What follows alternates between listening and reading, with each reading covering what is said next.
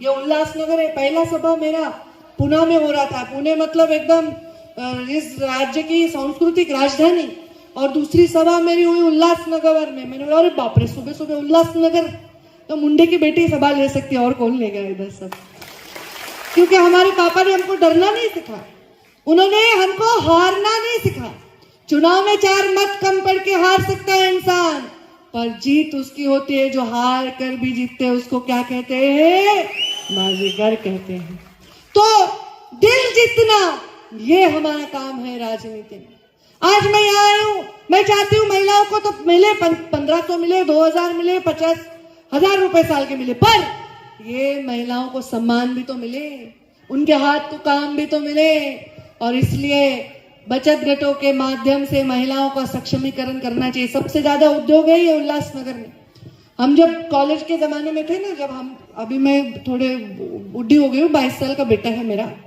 जब मैं 22 साल की थी, मैं 17-18 साल की थी, तो हम कॉलेज में थे तो उल्लासनगर से लाते थे कोई भी चीज, क्योंकि यहाँ से सब एक्सपोर्ट होता था। ये कहाँ बना है? बोलते यूएसए। अरे यूएसए से लाए तुम? यूएसए से मतलब उल्लासनगर सिंधी एसोसिएशन।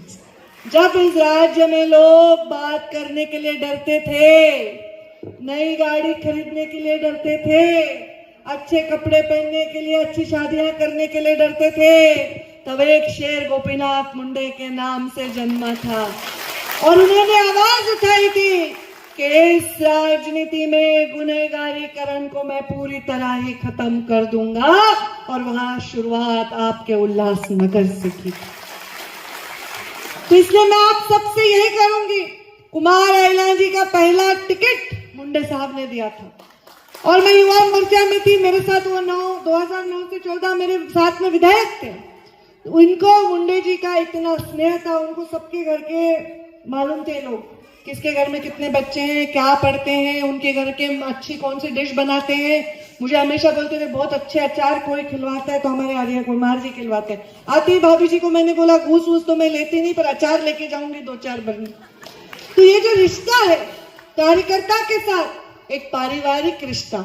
अभी हमारे इंदुराव जी ने कहा कि मुंडे साहब मुरबाड़ में रहे थे, 1 महीना पार्टी बढ़ाने के लिए रहे थे, साइकिल भी नहीं थी उनके पिताजी के पास।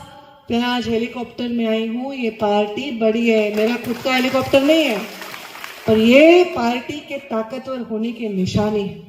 और ये पार्टी की ताकतवर होने की निशानी, पार्टी की बड़ी इमारत बनने की निशानी, इस इमारत में बहुत सारे लोगों की मेहनत को चुनवाया है, तब ये बड़ी इमारत बनी है।